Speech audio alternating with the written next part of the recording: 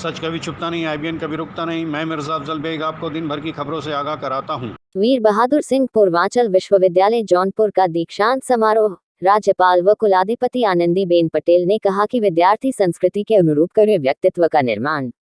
जौनपुर वीर बहादुर सिंह पूर्वांचल विश्वविद्यालय के 24वें दीक्षांत समारोह में प्रदेश की राज्यपाल एवं कुलाधिपति श्रीमती आनंदीबेन पटेल ने मंगलवार को महंत वैद्यनाथ संगोष्ठी भवन में 73 मेधावियों को स्वर्ण पदक प्रदान किया।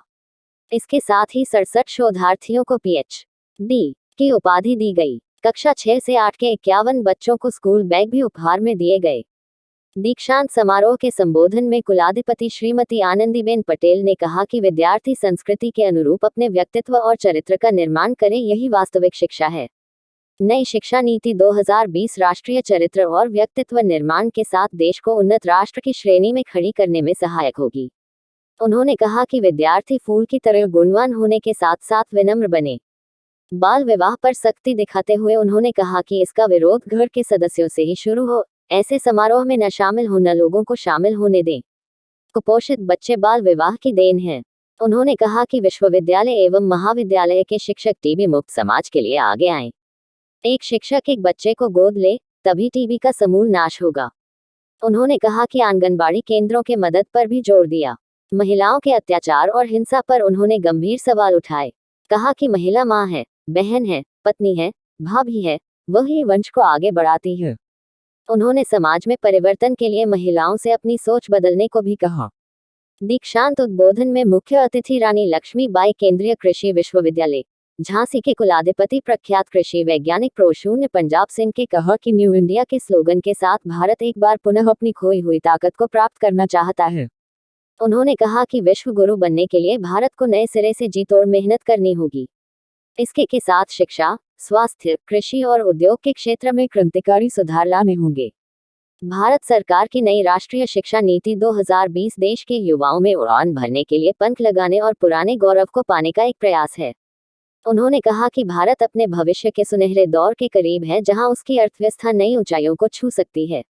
देश के युवाओं में ऊर्जा है, उत्साह है, उमंग है, उत्सुकता है, असीम संभावनाओं से युक्त कल्पनाओं की उड़ान है। सपनों को देखने और उसे पूरा करने की हिम्मत है।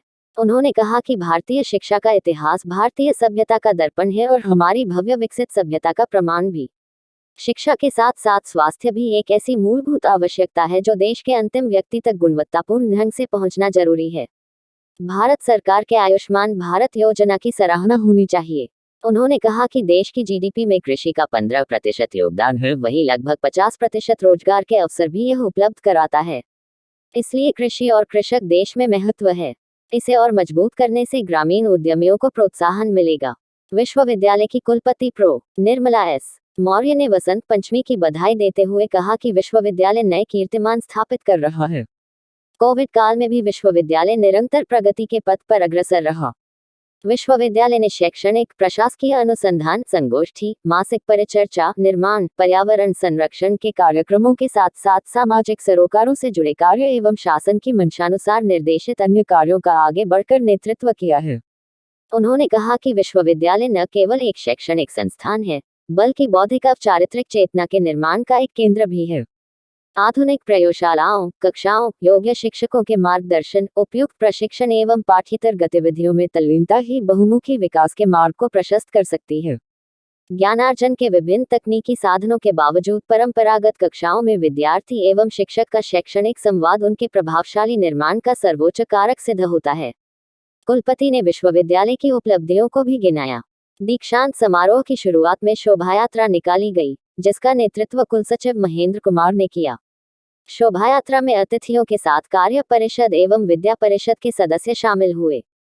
दीक्षांत समारोह का संचालन प्रो. अजय द्विवेदी ने किया। संचालन प्रो. अजय द्विवेदी ने और धन्यवाद ज्ञापन।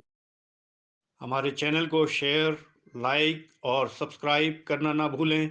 बेल आइकन दबाएं। हमारे चैनल को सब्सक्राइब करें और लाइक करें।